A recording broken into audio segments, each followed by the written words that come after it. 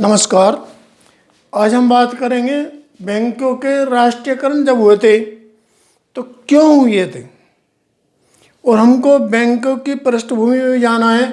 लेकिन इसके लिए हमें सबसे पहले एक शब्द का जो अर्थ वो जानना जरूरी है, मुद्रीकरण। What is मुद्रीकरण? मुद्रीकरण का मतलब होता है सीधे सीधे शब्दों में बेचना आम भाषा में। लेकिन मुद्रीकरण के शब्द का इस्तेमाल करके आजकल हमारे बैंकों को और अन्य विभागों को दूसरे यानी प्राइवेट संस्थाओं को दिया जा रहा है।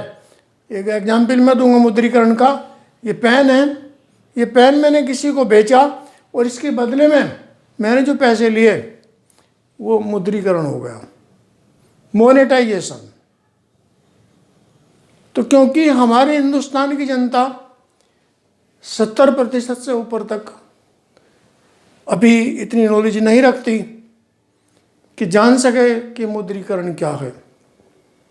और इस मुद्रीकरण के शब्द के कारण ही बड़े बड़े खेल चल रहे हैं आजकल। और पैसा सबसे महत्वपूर्ण होता है। बैंकों के मामले में आप देखिए, जब हम 1947 में आज़ाद हुए तो उससे पहले क्या इतिहास था बैंकों का। जब हम 1947 में आज़ाद हुए तो मुश्किल से 20 बैंक थे, और 20 बैंक भी कहाँ पर थे? बड़े बड़े शहरों में, जैसे दिल्ली, कलकत्ता, मद्रास, मुंबई। आपके मेरठ में या मुजफ्फरनगर में या छोटे शहरों में कोई बैंक नहीं होते थे। तो अब हम थोड़ी इतिहास जानें। जब ईस्ट इंडिया कंपनी हमारे देश में आई, क्योंकि पूरा देश हमारा ईस्ट इंडिया कंपनी के या अंग्रेज़ों के अधिकार में चला गया था, बड़ी बलिदान देकर हमारे शहीदों ने, हमारे वीरों ने देश को आज़ाद किया है। और देश आज़ाद हो उसके लिए बहुत उन्होंने संघर्ष किया। लेकिन पैसे की वैल्यू हमें समझनी होगी और ये भी समझना होगा कि मुद्रीकरण से हमें क्या नुकसान है और क्यों आजकल बैंककर्मी अपनी हड़ताल कर रहे हैं कि ये मुद्रीकरण ना हो। क्या किया जा रहा है? अब वर्तमान समय में सरकार कह रही है कि बैंकों को शेयर बेच दिए जाएंगे। बैंकों के कहाँ पर? प्राइवेट लोगों को। जैसे SBI का एग्जाम्पल है, 51% शेयर प्राइवेट को बेचे जाएंगे। ये तो कहानी, ये क्या कह दिया कि 51% मुद्रीकरण बैंकों को हम करेंगे। अभी ये भी नहीं खोला कि कौन से बैंक का मुद्रीकरण करेंगे, कौन से के शेयर बेचेंगे। लेकिन संसद में जब कोई बात उठ रही है, वित्त मंत्री जब बोल रहे हैं, तो इसका मतलब कुछ तो है। तो हम आज ये लेंगे, क्योंकि जो वर्तमान सत्र चल रहा है उसमें बात आ रही है बैंक अमेंडमेंट बिल 2021। यानी इसमें कहा है कि बैंक का अमेंडमेंट होगा, बैंक बिल अमेंडमेंट के द्वारा ही राष्ट्रीयकरण को हटाया जाएगा। तो उसमें कुछ बैंकों का विलय करेंगे, या कुछ बैंकों को प्राइवेट को देंगे, या कुछ बैंकों के शेयर बेचेंगे। क्योंकि 1947 से पहले मैंने अभी जिक्र किया, तो उसी बात को मैं दोबारा उठा रहा हूँ। 2 जून 1806 को यूरोप और ईस्ट इंडिया कंपनी को आवश्यकता पड़ी पैसे के लेन देन की, तो इसीलिए बैंक बनाए गए। और हमारे हिंदुस्तान में सबसे पहला बैंक बना 2 जनवरी 1809 को, बैंक ऑफ बंगाल। फिर इसके बाद और बैंक बने, जैसे बैंक ऑफ मद्रास, फिर बैंक ऑफ मुंबई, और इंपीरियल बैंक को बनाया कुछ समय के बाद, यही लगभग कई साल बाद सरकार ने बनाया। उस टाइम की अंग्रेज सरकार ने इंपीरियल बैंक को बनाया, क्योंकि इंपीरियल बैंक का काम क्या था? इन सब बैंकों को कंट्रोल करना।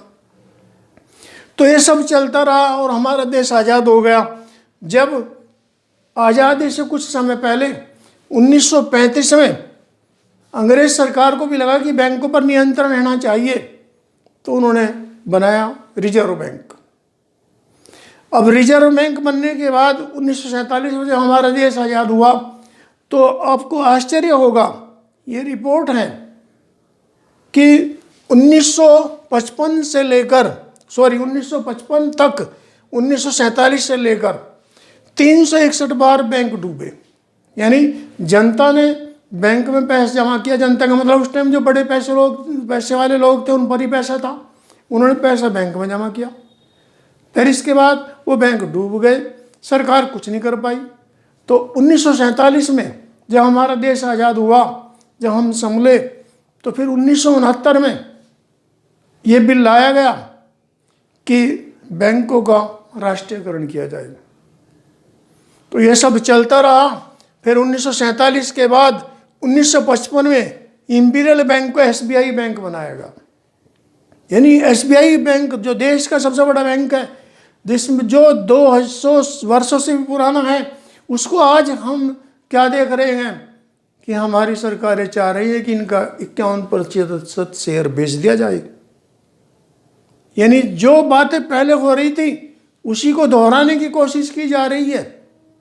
पैसे वाले क्या करेंगे, बैंक खोलेंगे। कितने सारे प्राइवेट बैंक खुल भी गए, क्योंकि 1991 में उदारीकरण की नीति आई और उसमें प्राइवेट बैंक विदेशों के हमारे यहाँ पर खुले, जैसे ICICI bank, HDFC bank, yes bank और कितने सारे बैंक हैं, अपने बैंक भी हमारे देश के भी हैं। लेकिन उन पर दबाव है सरकार का, उन पर कंट्रोल है सरकार का। अब क्योंकि एसबीआई सबसे बड़ा बैंक है, एक तरह से कहिए कि एसबीआई ही के द्वारा ही ये सब बैंक चल रहे हैं, इनडायरेक्ट हम ये कह सकते हैं। लेकिन अब जब एसबीआई का ही शेयर 51% बेच दिया जाएगा, उधर क्या चल रहा है कि हमारी जनरल इंश्योरेंस ऑफ इंडिया, यानी उसको भी क्या कर रहे हैं, प्राइवेट में दे रहे हैं। शब्द क्या यूज किया जा रहा है, मुद्रीकरण। तो अब ये देखें कि जब ये सब कुछ हो रहा है, जिसके लिए हमारी सरकारों ने मेहनत की, कानून बनाए, अध्यादेश लागू किए, फिर इसके बाद कानून बनाए, हमारा पैसा सुरक्षित रहा। पहले लोगों को पैसा नहीं था, जब देश आज़ाद नहीं था तो उस टाइम पर चांदी के सिक्के चलते थे, उसी से लेन देन होता था। लोग अपने घरों में पैसा रखते थे, अधिक पैसा भी लोगों पर नहीं था। लेकिन आज महंगाई के दौर में जो लोग अपनी गाड़ी कमाई बैंकों में डाल रहे हैं, इस भरोसे डाल रहे हैं कि उनका पैसा सुरक्षित रहे और उनको कुछ लाभ भी होता रहे।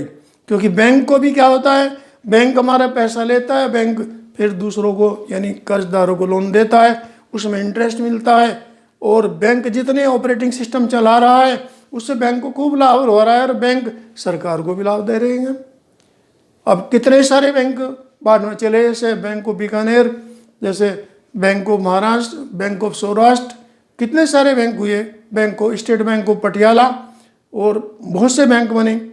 तो उन सब बैंकों को 1971 में राष्ट्रीयकृत कर दिया गया, क्योंकि इंदिरा गांधी एक वाजन आयरन लेडी, उन्होंने ये काम किया और हम सुरक्षित हैं। हम आज खुश हैं कि हमारा पैसा बैंकों में सुरक्षित है। लेकिन एक कानून बना दिया गया, जो अभी बनाया कुछ वर्षों पहले ही, कि बैंकों में, सरकारी बैंकों में, चाहे आपका अरबों पैसा पड़ा हो, चाहे अरबों रुपए पड़े हों, चाहे खरबों रुपए पड़े हों, लेकिन अगर बैंक डूबता है तो आप मालिक होंगे केवल 5 लाख के।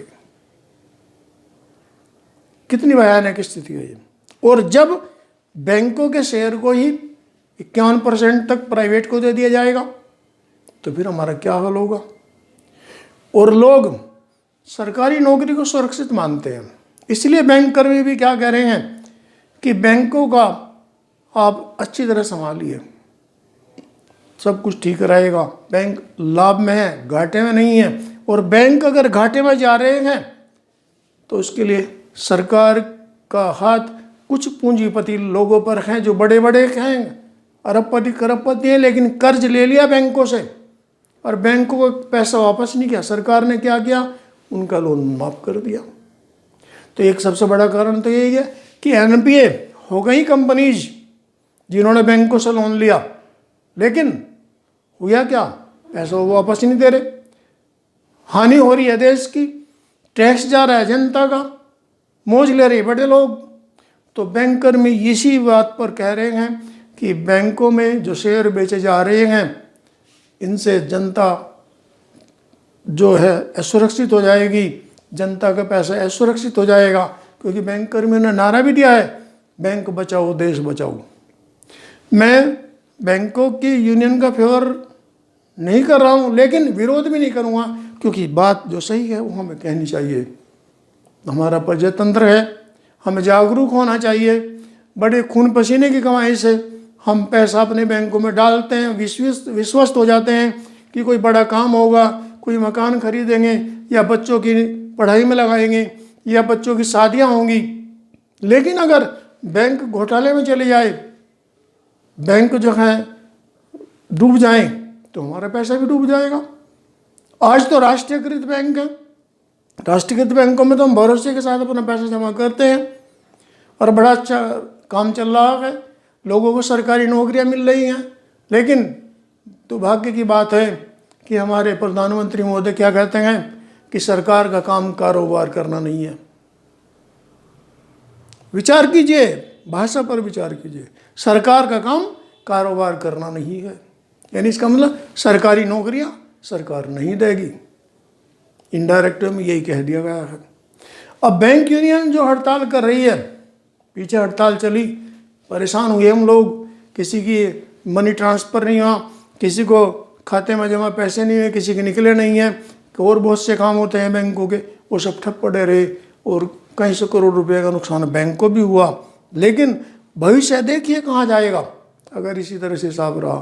तो ये जो मोनेटाइजेशन जो शब्द है, मौद्रीकरण जो शब्द है, इसका गलत इस्तेमाल ना हो, इसका हम डट कर विरोध करें, यही हमारे लिए लाभ की बात होगी। और यहाँ पर जो मैंने बताया कि बैंकिंग हिस्ट्री क्या थी पहले, कि बैंकों में पैसा हमारा सुरक्षित नहीं था, असुरक्षित है। तो कहीं ऐसा ना हो कि हमारी गाड़ी कहाँ फिर असुरक्षित हो जाए। तो इसलिए ज़रूरी है हमें जागरूक होना। और यहाँ पर अब देखें कि भारतीय महिला बैंक भी पहले बना था, और कितने सारे बैंक मैंने नाम बताए, जैसे बीकानेर के, राजस्थान के, पटियाला वाले बैंक सब बने थे, सब राष्ट्रीयकृत थे। अब इन बैंकों को कुछ को विलय कर दिया स्टेट बैंक में, चलो तो बढ़िया हुआ, क्योंकि कहीं इतने सारे दफ्तर फालतू खुले थे, कितने सारे अधिकारी अलग से अपॉइंट करने जा रहे थे, लेकिन उसे रोजगार ही मिल रहा था। घाटे में कोई बैंक नहीं था, बस सोच घाटे में चल रही है, इसलिए कुछ ऐसा हो रहा है। और एनपीए यानी अगर किसी ने कर्ज लिया है तो बड़े लोगों को तो माफ़ हो रहा है, एक छोटा किसान अगर कर्ज लेता है तो उसके घर पर पुलिस पहुंच जाती है, बैंक ही पहुंचा देता है, रिपोर्ट भी कर देता है, कोर्ट में भी जाता है। लेकिन आश्चर्य की बात, जो छके हुए लोग हैं जिनके पास बहुत पैसा है, वो पैसा नहीं दे रहे सरकार का वापस। सरकार का मतलब बैंकों का पैसा, जो राष्ट्रीयकृत बैंक है उनका पैसा वापस नहीं आ रहा। तो इसलिए बैंक कर्मी कह रहे हैं कि बैंक बचाओ देश बचाओ, ये उनकी बात सही है। और यहाँ पर देखें कि बैंकों के स्टाफ के अपॉइंटमेंट अब कम हो रहे हैं। मान लीजिए हमको किसी सरकारी बैंक में जाना है तो हम क्या देखते हैं, उनकी कार्य प्रणाली इस तरह की बना रखी है कि हमारा काम ही नहीं हो पाता, क्योंकि वहाँ स्टाफ नहीं है। पहले बहुत स्टाफ बैंकों में था, हट गया है, कुछ रिटायर हो गए, नए अपॉइंटमेंट नहीं हो रहे हैं, ठेकेदारी की प्रथा चल रही है, असुरक्षित हमारा पैसा होता जा रहा है। तो इसलिए हम कहते हैं कि राष्ट्रीयकृत बैंक बेचे नहीं जाने चाहिए, इसी में हमारी भलाई है। धन्यवाद।